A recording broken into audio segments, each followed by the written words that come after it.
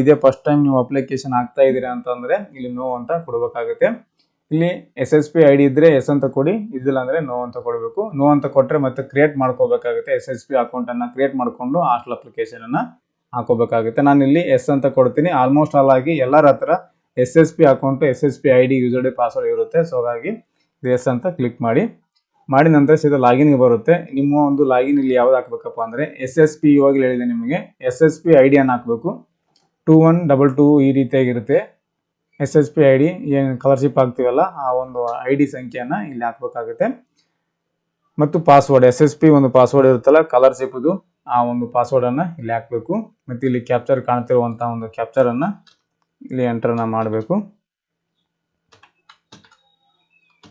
ಮಾಡಿ ನಂತರ ಇಲ್ಲಿ ಲಾಗಿನ್ ಅಂತಿದೆಯಲ್ಲ ಲಾಗಿನ್ ಮೇಲೆ ಕ್ಲಿಕ್ ಮಾಡಿ ನೋಡಿ ಈ ರೀತಿಯಾಗಿ ಬರುತ್ತೆ.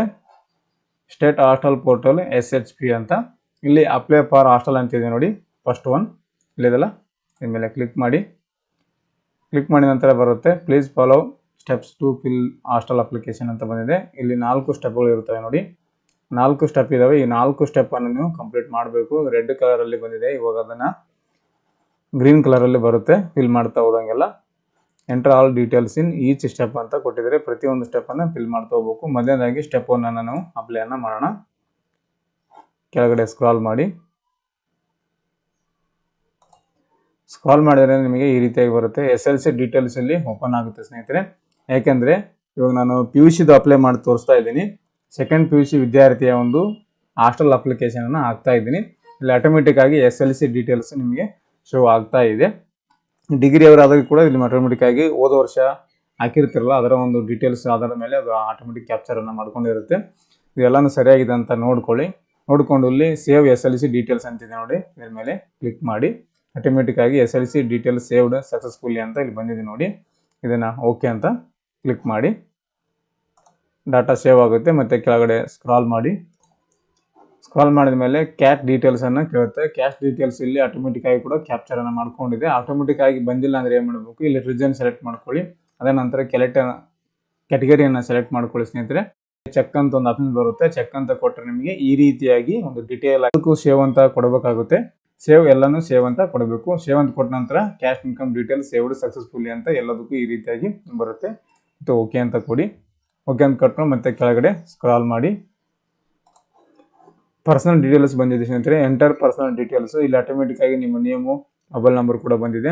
ಇಲ್ಲಿ ಪೇರೆಂಟ್ಸ್ ಮೊಬೈಲ್ ನಂಬರ್ ಅಂತ ಕೇಳ್ತಾ ಇದೆ. ಈ ಒಂದು ಕಾಲಮ್ನಲ್ಲಿ ಪೇರೆಂಟ್ಸ್ ಮೊಬೈಲ್ ನಂಬರ್ನ ಎಂಟರ್ ಮಾಡಿ ಸೆಂಡ್ OTP ಅಂತ ಕೊಡಿ. OTP ಬರುತ್ತೆ ನಿಮಗೆ. ಆ ಒಂದು OTPಯನ್ನು ಎಂಟರ್ ಮಾಡಿ ಸಬ್ಮಿಟ್ ಕೊಟ್ಟರೆ ನಿಮಗೆ ಸಕ್ಸಸ್ಫುಲ್ ಆಗಿ ಈ ಒಂದು ಪರ್ಸನಲ್ ಡೀಟೇಲ್ಸು ಓಕೆ ಆಗುತ್ತೆ. ಅದು ಮತ್ತೆ ಸೇವ್ ಅಂತ ಕೊಡಬೇಕು ನೋಡಿ. ನಿಮಗೆ ನಂಬರ್ ಹಾಕಿ OTPಯನ್ನು ಕಳಿಸಿದ್ದೀನಿ. OTP sent your mobile number ಅಂತ ಬಂದಿದೆ.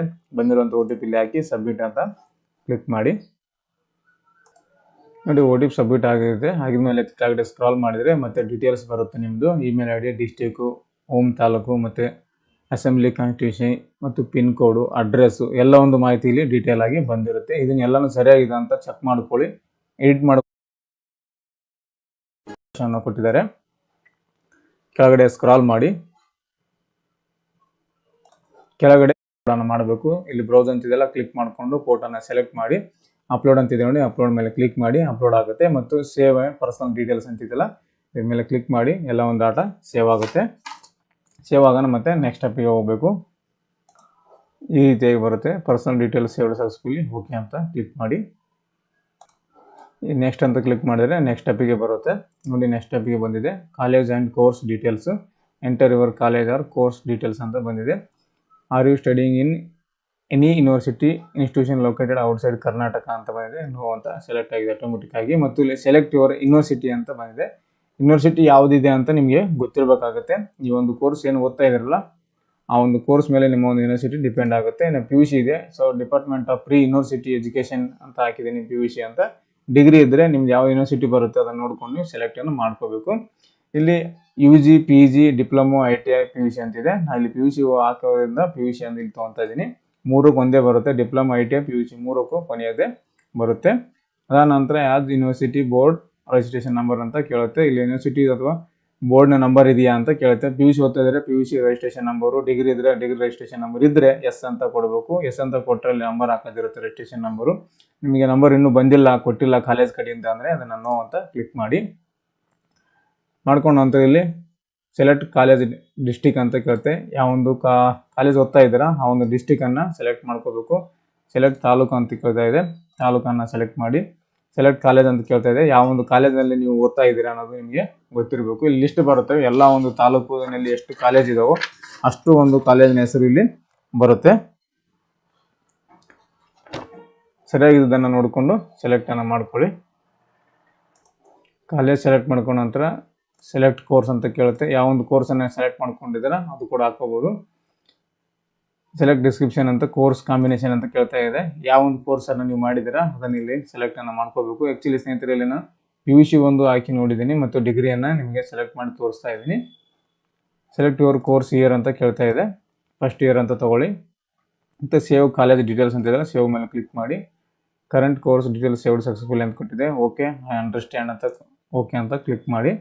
ಕ್ಲಿಕ್ ಮಾಡಿದ ನಂತರ ಮತ್ತೆ ಕೆಳಗಡೆ ಸ್ಕ್ರಾಲ್ ಮಾಡಿದರೆ ಈ ರೀತಿಯಾಗಿ ಬರುತ್ತೆ. ನಿಮಗೆ ಪ್ರಿವಿಯಸ್ ಇಯರ್ ಪಾಸ್ಡ್ ಡೀಟೇಲ್ಸ್ ಅಂತ ಬರುತ್ತೆ. ಇಲ್ಲಿ ಪ್ರಿವಿಯಸ್ ಇಯರ್ ಏನು ಮುಗಿದಿದೆ ಅಂತ ನೀವು ಹಾಕಬೇಕಾಗುತ್ತೆ. ನಾನು ಇಲ್ಲಿ ಡಿಗ್ರಿ ಅಂತ ಸೆಲೆಕ್ಟ್ ಮಾಡ್ಕೊಂಡಿದ್ದೀನಿ, ಬಟ್ ಇಲ್ಲಿ ಡಿಗ್ರಿ ಅಂತ ಸೆಲೆಕ್ಟ್ ಮಾಡ್ಕೊಂಡ್ರೆ ಪಿ ಯು ಸಿ ಡೀಟೇಲ್ಸನ್ನು ಹಾಕಬೇಕಾಗುತ್ತೆ. ಆ್ಯಕ್ಚುಲಿ ಸ್ನೇಹಿತರೆ ಫಸ್ಟಿಗೆ ನಾನು ಪಿ ಯು ಸಿದು ಅಪ್ಲೈ ಮಾಡ್ತಾ ಇದ್ದೆ, ಆಮೇಲೆ ನಾನು ಮತ್ತು ಡಿಗ್ರಿದು ಅಪ್ಲೈ ಮಾಡ್ತಾ ಇದ್ದೀನಿ ಇವಾಗ. ಸೊ ಇವಾಗ ಪಿ ಯು ಸಿ ಡೀಟೇಲ್ಸನ್ನು ಹಾಕ್ತಾ ಇದ್ದೀನಿ. ಡಿಗ್ರಿ ಅಪ್ಲೈ ಮಾಡುವಾಗ ಪಿ ಯು ಸಿ ಡೀಟೇಲ್ಸ್ ಹಾಕಬೇಕಾಗುತ್ತೆ. ಪ್ರಿವಿಯಸ್ ಇಯರ್ ಅಂದರೆ ಹಿಂದಿನ ವರ್ಷದ ಒಂದು ಎಜುಕೇಷನ್ ಕ್ವಾಲಿಫಿಕೇಷನ್ ಪಾಸ್ ಆಗಿರೋದು ಡೀಟೇಲ್ಸನ್ನು ಹಾಕಬೇಕಾಗುತ್ತೆ. ಇಲ್ಲಿ P U C registration number ಹಾಕಬೇಕು. ಅದಾನಂತರ ಸೆಲೆಕ್ಟ್ ಮಂತ್ ಅಂತ ಕೇಳುತ್ತೆ, ಮತ್ತು ಪಾಸಿಂಗ್ ಇಯರ್ ಇಲ್ಲಿ ಇಯರನ್ನು ಹಾಕಬೇಕು. ಹಾಗೆ ಗೆಟ್ ಡಾಟಾ ಅಂತಿದೆ ನೋಡಿ, ಇದ್ರ ಮೇಲೆ ಕ್ಲಿಕ್ ಮಾಡಿ ನಿಮ್ಮ ಒಂದು ಡಾಟಾನ ಕ್ಯಾಪ್ಚರ್ ಆಗುತ್ತೆ. ಇಲ್ಲಿ ಸೇವ್ ಅಂತ ಕೊಡಿ, ಸೇವ್ ಆಗುತ್ತೆ.